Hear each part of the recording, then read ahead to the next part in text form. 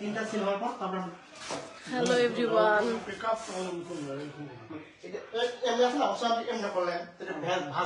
কেমন আছেন সবাই? আজকে আমরা আছি উবাইলের পনিরের বাড়িতে।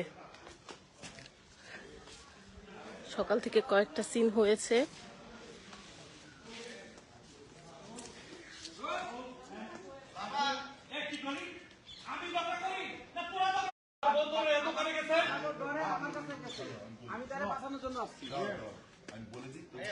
সরি, লাইভটা কেটে গিয়েছিল।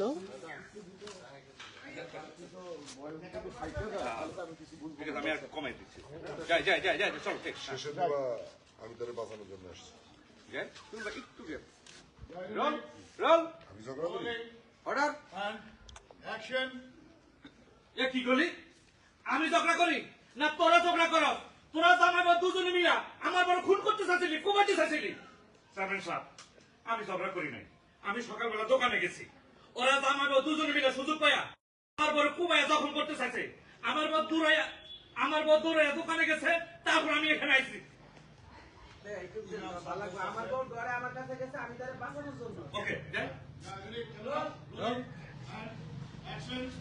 আমার বউ দৌড়াইয়া দোকানে গেছে, তারপর আমি তার বাঁচানোর জন্য এখানে আইছি। রোজার দিনে আপনারা এসব করেন? আপনারা রোজা রাখেন নাই? ইমাম সাহেব, আমি রোজা রাখি। আমার স্বামী তো সারাদিন দোকান করে, এজন্য রোজা রাখতে পারে না।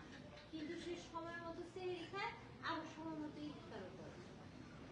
আল্লাহ কইতেছে, শুনছেন কথা চেয়ারম্যান সাহেব? শোনেন একটু কথা। ওইটাই রোজা রাখে না, রোজার দিনে মানুষের কাছে গিয়া সুদের টাকা তোলে। শফিক, ওই আব্বা, তুমি না বাইরে হয়ে গেছিলা, আবার আইছো কেন বাড়িতে? আমি তোরা নিয়ে আসছি। কি করবি? বাবারে বাড়ি থেকে বাইর করে দিবি? দে, বাইর করে দে। দেখি তোকে কত সাহস, আমি সেটা দেখতে চাই। তোকে বাপ কিন্তু আমাকে বংশের মুরব্বী, এটা বুঝার কথা বলিস। তোর বাপের কত কষ্ট করে তোর মারে নিয়ে তোর পালছে, সেই বাপরে তোরা বাড়ি থেকে বাইর করে দিস। সাহস কর। রোজা দিনে রোজা রাখার সময় নামাজ পড়া।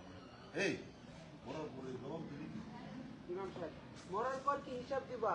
এই চিন্তা তাগত থাকলে তো তারা এই কাজ করতো না। আলতা থাক চেয়ারম্যান সাহেব, বাদ দেন। আমি তার চেয়ে বাইরেই থাকবো। ইমাম সাহেব তো বলছেই আমার খাওয়ান। কেন আপনার দুই দুইটা দামলা পোলা থাকতে ইমাম সাহেব খাওয়ান দেবো কেন? ঠাকুর আপনি পারেন নাই, বড় করেন নাই, আপনি এই বাড়িতে থাকবেন। আপনার সন্তান ভাই আপনার খাওয়ান দেবো। ময়না, আমার সামনে কোনো দায়িত্ব নিতে পারবো না।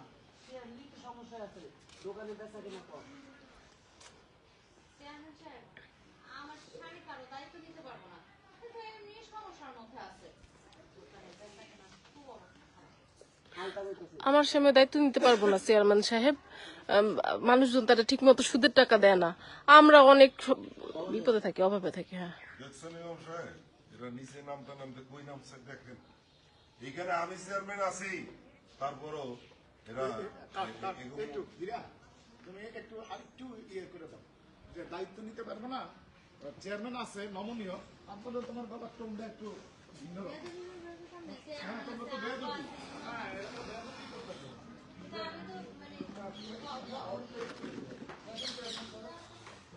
আর আমরা হুজুরের লোক দিচ্ছি বাবার এই পাশে, ল্যাবের এই পাশে, বাবার লোক দিচ্ছি পাশে। রোল এই পাশে বাবা। অ্যাকশন। আপনি নিজে নিজে বললে তো আর হবে না। আমার স্বামী দোকান করে, দোকানে বেচা কেনা কম, সে কারো দায়িত্ব নিতে পারবে না। আমার স্বামীও দায়িত্ব নিতে পারবো না চেয়ারম্যান সাহেব। মানুষজন তার এই সময় মতো সুদের টাকা দেয় না। আমরা অনেক অভাবে থাকি।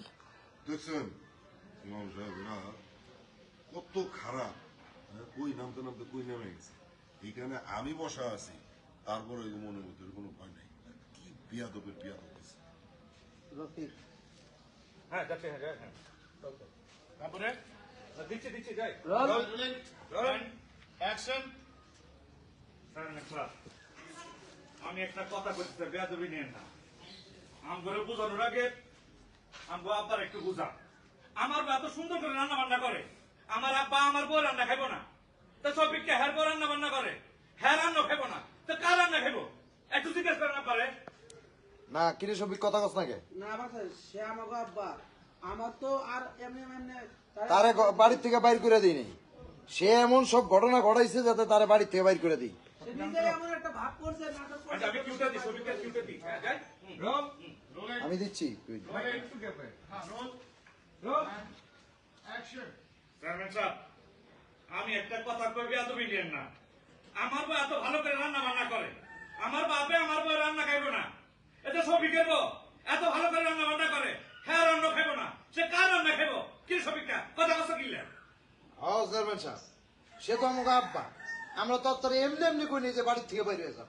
সে এমন একটা ভাব করছে, এমন একটা নাটক করছে, মনে হয় যেন আমি তারে বাড়ি থেকে বাইর করে দিচ্ছি।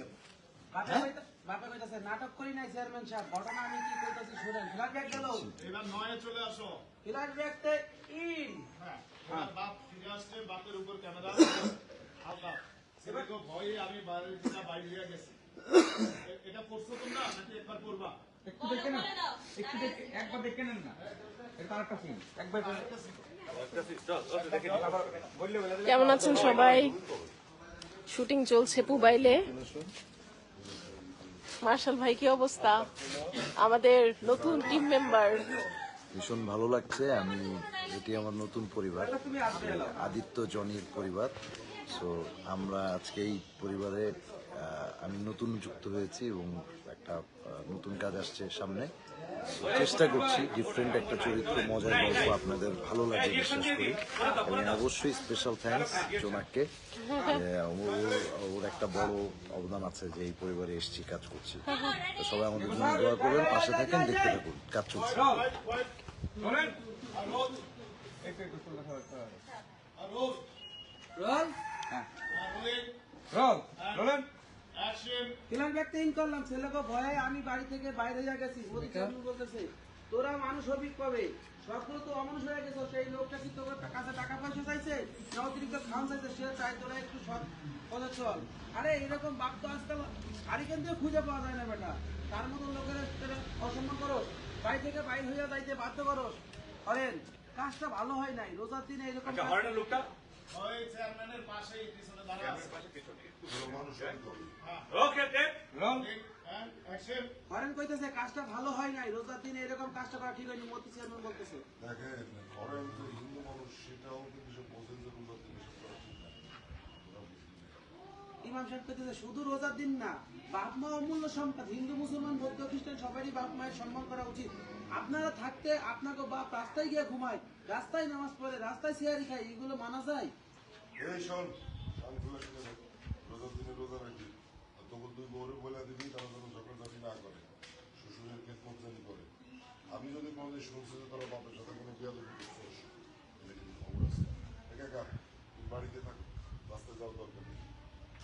আলতাফ কইতেছে আমি কিন্তু বাবা হারাম খাবো না, তাকে বলো তারা যেন হারাম কামাই না করে। আরে করবে না, আমি বলে দিছি তো, তুই তোর সুদের ব্যবসা ছাড়বি কিন্তু। আরে এই রফিক, তুই দোকানে বেশি দামে জিনিস বেচস কেন রে? তোর কিন্তু এই অভ্যাস আছে, মনে থাকে জানো। চল রে আমার ইমাম সাহেব চলেন। আপনারা যদি পারেন নামাজটা মসজিদে গিয়ে পড়বেন, সবাইকে মসজিদে দেখলে ভালো লাগবে। চলেন চেয়ারম্যান সাহেব। হ্যাঁ, মসজিদে যাবি। আর রান্নাঘর নিয়ে ঝামেলা করবি না, সবাই মিলামিশে রান্না করবি। এই উঠে চলে যাচ্ছে, চলে এখানে শেষ হয়ে যাবে। হ্যাঁ বিভাগ। এবার সাইকেলে যাই। ভাই বোনের সব নাম ফটো দাও। আচ্ছা, আবার পরে আমরা লাইভ করব। একটু পরে টপন এন্টারটেইনমেন্ট চ্যানেল থেকে আমরা লাইভে যাব, ওইটা দেখতে থাকেন। আর অবশ্যই টপন এন্টারটেইনমেন্ট চ্যানেল সাবস্ক্রাইব করবেন। ঠিক আছে, জনি ভাই তো কিছু বললেন না। এখন আমি শর্টে আছি, পরে আচ্ছা আচ্ছা, আমরা আবার আসবো। যাই রেডি। এখান থেকে নিব। হ্যাঁ, হ্যালো বন্ধুজন, আসসালামু আলাইকুম।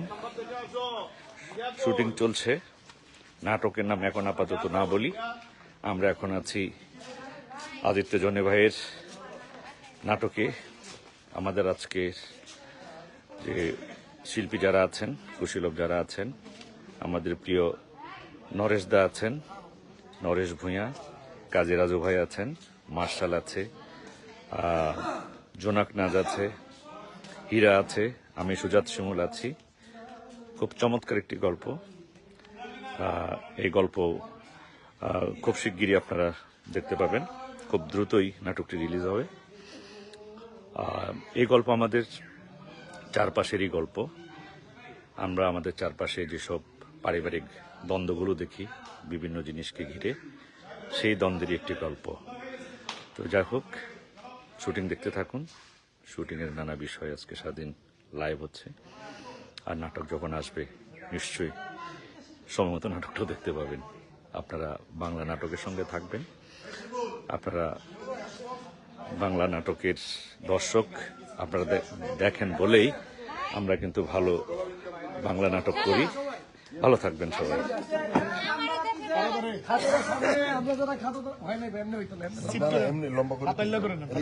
রাজু ভাই একটা সেলফি তুলছে। এই আমার ক্যামেরাম্যান কই? আমরা এখন বিক্রম সামনে খাটের লোকজন সামনে, বাটুর লোকজন সামনে, দেখি ভাই এই যে তুললাম, এখন তুমি এটা তুলবা। দেখি, দেখি, এই নায়িকা সামনে। নাচ কই? এই তুই কিন্তু ভালো করে তোল, লম্বা তুলবি, কাজ তুলবি, সব আস্তে আস্তে কাছে আসবি, একটা একটা করে তুলবি, কাছে এক স্টেপ করে কাছে আয়, আয় কাছে আয়। তুই তুলতেছিস না, এক এক স্টেপ করে কাছে আয়। এবার তোল, আরেকটা তোল, আমার কাছে আয়।